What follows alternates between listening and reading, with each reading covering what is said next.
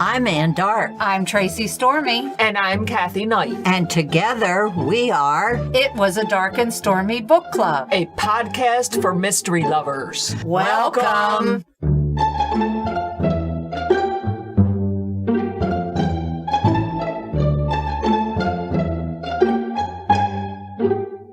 If you enjoy our show, please consider contributing to the Dark and Stormy Patreon. By becoming a patron, you will help us create better and quality content. There are also benefits to becoming a patron, such as exclusive content and Dark and Stormy merchandise. Become a supporter at patreon.com/darkandstormybc. Check our website for the link. We appreciate any and all contributions. Thank you. Well, hello, everyone.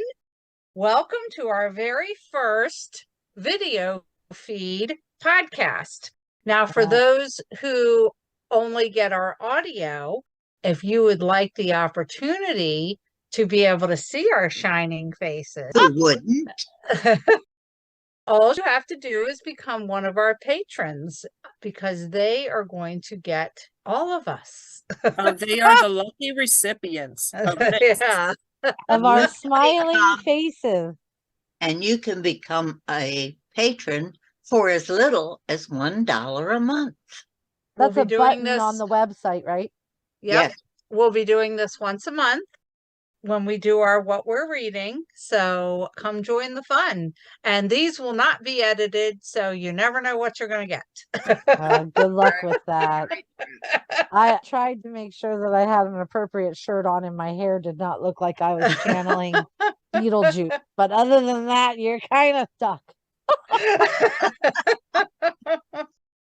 Well, I like this t-shirt though. You're the chaos coordinator. I so am. That's very appropriate. It very much is. I feel like when you're going to buy a t-shirt, if you're going to wear something special, I feel like you need to just broadcast, here's what you're going to get before you even engage. Exactly. So I do have one that says, thou shalt not try me 24/7, kind of put like a Bible verse. I do have another one that says, but did you die? And then I do have one that says, tried to cook dinner, accidentally summoned a demon. So, and one that says, my soul was removed to make room for all the sarcasm. So, Very I nice. feel like it's broadcasting. Look, if you're going to talk to me, this is not going to be, one of those gentle conversations, unless it's hi. And then I'll say hi. And then you just keep walking. That's it. And she just fits in with our podcast so well. I love it. Yes. I cannot tell you how much I have enjoyed myself. I mean, I enjoy talking to you guys anyway. And I have always enjoyed talking to authors, but being other authors, because I am one also, but being able to combine those two, I do not like the days where you're like, oh, we have one on Thursday. And I'm like, what? I can't be here.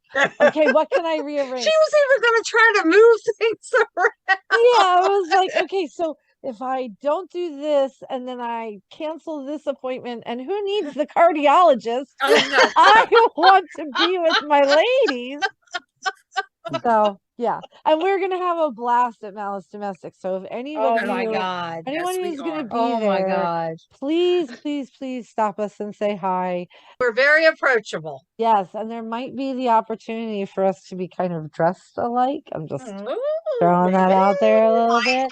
It might, and I just put into, I'm hosting a table for the Saturday night dinner. So No. it's going to be a blast. Please stop Yeah. and say hi and talk to us about all the amazing And things join the we do. shenanigans. Yes. Now I do have another one that says shenanigan coordinator. I also have one that says shenanigan enthusiast. All right, you know what? I'm telling on myself that I have way too many t-shirts. So let's stop that conversation. Probably move into books. Is that what we're here to talk Oh, about? wait a minute. Is that what we're doing? books. Oh, Interesting concept. I know, right? I mean, What Misty brings to the podcast. But she is the chaos coordinator, so she's right, trying to corral us. Yes. I do. Well, no, it's rarely that. It's usually Anne saying, "Are we going to do this?" And I'm like, "Oh, are we doing something? I thought we were just visiting." I'm waiting for my pizza bagels to be ready. So, Well, if we're going to get serious here, oh, okay. That's Curious. I we don't have do that well. decided that what we're reading, will be books that have been nominated for an Agatha Award Right. for this year. And Uh-oh. Misty is going to go first. Okay. I read The Finalist by Joan Long. Super interesting. I'm usually a cozy mystery reader more than anything else because that's what I write and I enjoy them immensely, but I am definitely down for something not quite so gentle, I guess, if you want to call it that. This was so much fun. It was a different kind of fun, but because I also write as Gabby Allen, and so I write in the tropical kind of setting, this took it out farther. So basically, there is an unfinished book by a very popular best-selling thriller writer, and 5 people, I believe, are invited to this all-inclusive tropical island vacation to compete to finish the last chapter of this book because this author died. And so his widow invites these authors, and the main character is like, oh my goodness, yes. I mean, the opportunity to finish the book, the opportunity to do, of all expenses paid, I'm on, whatever. Right. Until people start dying. And I was going to say, didn't anybody in that group ever read And Then There Were None? yes, yes, it was really good. Very twisty, very turny. I definitely was along for the ride. So because I am an author, sometimes I do end up being in a position where I'm kind of reading it as an author and not only as a reader. I was actually pulled out of the author boat altogether. Nice. And thrown into the reader boat. And I was flipping pages. I was like, I don't even care if these sentences are right. They were, but I don't care if they weren't because I can't stop. And my husband's like, don't you have to work at 5 o'clock in the morning? And I was like, you are closing your mouth because you're interrupting my reading spree. And but it was really good. I liked the main character. I loved where she was coming from. I definitely felt for her. I was like, oh, honey, seriously. If you could And this is not a cozy. I mean, it's positioned as kind of a cozy. I mean, it's under thrillers and mysteries more than anything, I think. I felt a little like it rode the line. Were there any brutal deaths? I didn't feel like there were any brutal deaths. I wouldn't go with brutal. Like, to me, a thriller is going to be gory. I didn't see, this was definitely more of a mental thing and, trying to figure it out, but staying alive, which is a little different, I guess, from the cozy structure, because usually in a cozy, the amateur sleuth might be in danger to some extent, but they're not necessarily one of the intended victims. Does that make sense? So when you're doing a cozy, for me, for most people, somebody dies, that bookstore owner or the candy shop maker finds the dead person. Usually someone around them is, the bad guy. or the cops think they're the bad guy. And so the amateur sleuth is going to make sure that they don't get pinned with a death that they did not, make happen. And she definitely was feeling like she was on the list and not necessarily like it could happen at any time. So in a cozy, a lot of times in that last chapter, maybe the cozy mystery or the sleuth rather is the one who is in trouble because the real bad guy is like, you're not going to tell anybody. And then you have the monologue and then they smack each other, or she gets thrown into a pond or something. But she's not the intended victim. And this one she is definitely on the list. It was really good. I very much enjoyed it, highly recommend it, and feel like, she did a good job of keeping you turning those pages and just really sucking you in. What was this book nominated for? Debut. Debut? Okay. Yep. I was like, well, I will look at vegetation on the island a little differently now. Ooh. And put that out there. Just watch out for vegetation. Just saying. But yeah, it was really good. It was really, and I look forward to berating her when I see her at Malice Domestic for keeping me up too late. I think that was. Okay. I was wondering what you were berating her for. Okay. Yes, it will be the Joan. So nice to see you. You do not respect bedtime, do you? Ever. So that's okay though. Done Look, her job. right. That's not a bad thing at all. I mean, for me, yes. For her, no. For me, it was, did you just ask me something on the email? Because I don't really know what that is. My husband's like, you're going to fall asleep. And I was like, I work from home. Who's going to know? This is recorded, isn't it? That's when you need a filter just with eyeballs over your right. Or I could do the what was that other one? The one with the glasses on. Yes, I'm thinking this might go well. There you go. And then I could just sit like this on the Zoom. As long as you don't snore, you're all right. I mean, I could just say that was an answer to your very boring question. Thank you for asking. Right? I mean, that's what I do sometimes. Because I'm not only cheeky on my own. At work, they're like, oh, Lord. And I'm like, yes, here I come. There's a reason that you wanted me at home, isn't there? That was an awful fast transition. So anyway, yeah, I loved it. I have read some amazing books being with you guys too, because I'm being opened up to the authors that I don't normally pick up or that I'm not usually aware of because they're not in the smaller community that I tend to be friends with. I read friends' books and I read new books that are coming out from publishers that I'm interested in. And so I've really enjoyed being put in a position where I get to meet people and that's then why we love this. Well, now I went and read the book, because I know we were talking to a couple and I'm like, oh, I just That's how we found you. Yes. See? That's right. And I'm like, well, I just one-clicked while we were here doing this fantastic podcast. And, I've enjoyed it immensely. So thank you again for, making me the resident author. I am having a blast. It is our pleasure, believe me. Good. All right, Mom, you're next. All right. Well, I am a big documentary watcher. Oh. And I watch documentaries on just about everything, but murder is my favorite.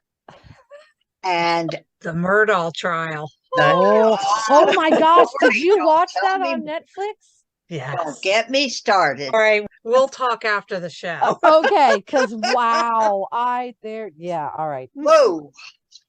One of my favorite programs to watch is the BBC documentary series called A Very British. Oh. And she does a very British murder. She goes into some of the really good British crimes that have been committed. And let's face it, Britain's got some really sick murderers. They're all trying to top Jack the Ripper. So when I saw Lucy Worsley on the nominee list, I said, sign me up. I'm going to read her book. I don't care what it's about. It could have been about postage stamps. I would have read. Somebody died from licking a postage stamp? Yeah, you never know. You happens, don't. I'm sure. But there was an episode of Seinfeld that did that. Yes, I do remember that. That's where the thought came from. Her book is called Agatha Christie, An Elusive Woman. Oh. And it came out in September from Pegasus Crime. Why did Agatha Christie spend her whole career pretending she was just an ordinary housewife, when certainly she wasn't. Her life is fascinating for its many mysteries and its passion. And as Lucy Worsley says, she was thrillingly, scintillatingly modern. She went surfing in Hawaii, Ooh. she loved fast cars, and she was intrigued by the new source of psychology, which helped her through a devastating emotional mental illness. Hmm.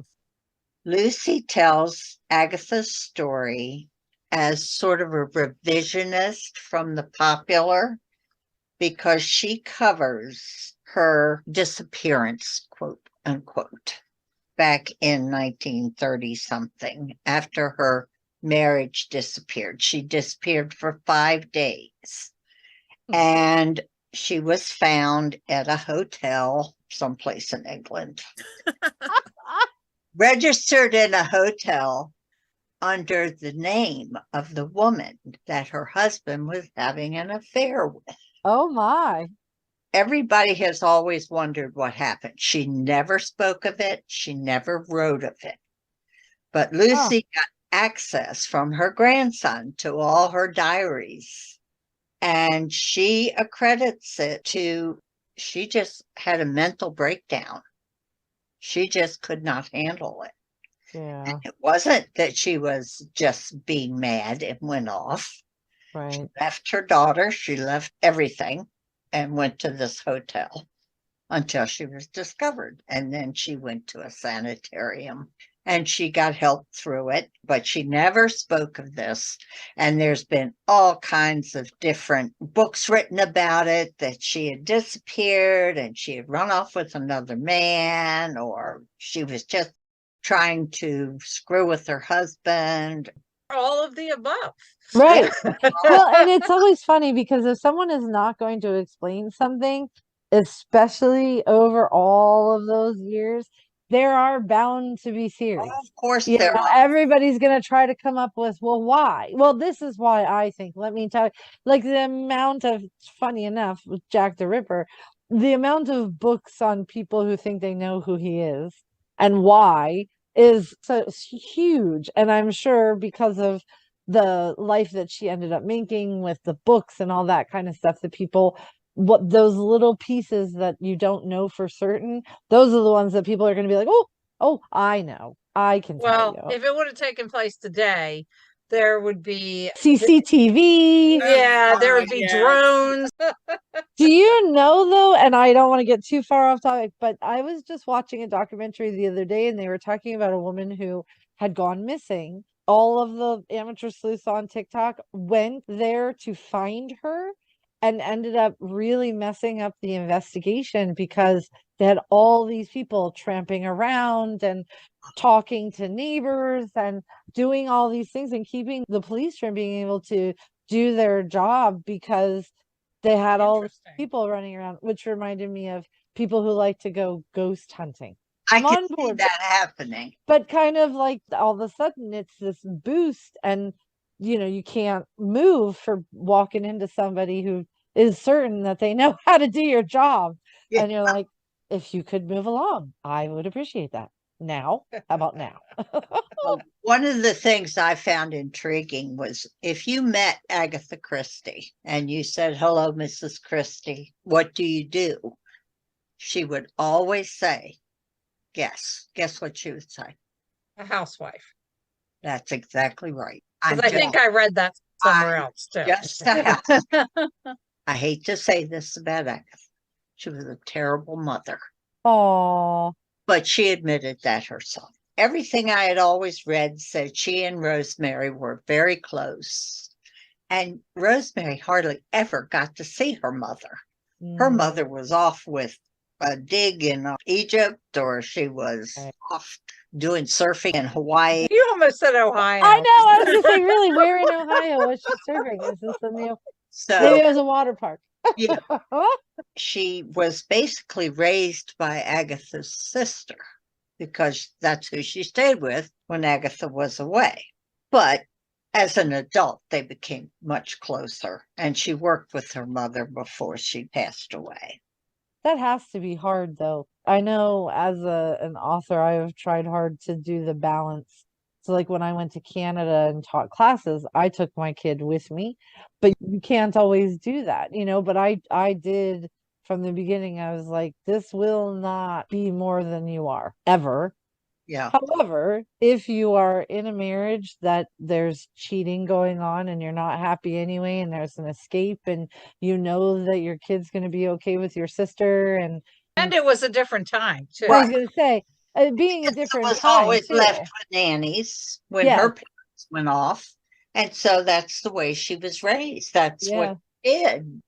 Didn't concern yourself with children. No, that's Evan- always the strangest thing to me in historicals. I'm like, why did you have them? Well, they had them because they needed somebody to carry They on the needed an legacy. heir. They needed Mhm. heirs. Lucy Worsley is a very talented writer as well as a TV performer.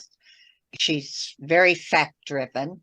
She got access from Agatha's grandson to all of her diaries and all of her papers. She wrote every book. She had a notebook on Wow. with things that she did on a train. She would be sitting there and saying, "A man fell off train," or, different ways to kill people. There you go. She would describe people that she was sitting across from. If you ever rode on a train with Agatha Christie, you might be in her book. It happens. So I highly recommend this book, and it is very Sounds fascinating. It's not what you would call a biography, but she takes the input that Agatha herself put on things, goes into the book, and it is excellently done. Lucy Worsley can be checked out at the BBC. She is the curator of historic royal palaces Oh, in London. interesting. Do we know if she's going to be at Malice? She apparently is not. She's not on the list. Dang it. Well, then I think we need to have a plane trip to go Yes. meet her in person. I think that's a good idea. I'm in. I plan on sending this to her to let her know, because I did try to get an interview with her and I never heard anything back. But I intend to send this to the website when we finish. Good. So, Lucy, if you see this, we want you to come to Malice. Take you out to With dinner. us. Oh, there Yes. you go. At that cheeseburger place. That would be great. That was good. I can see Lucy Worsley at Cheeseburger Place. I but think she'd love it. she probably love would. I'll go next. Are you done? Yes, I am. This episode is running a little bit long, so we're going to break it right here.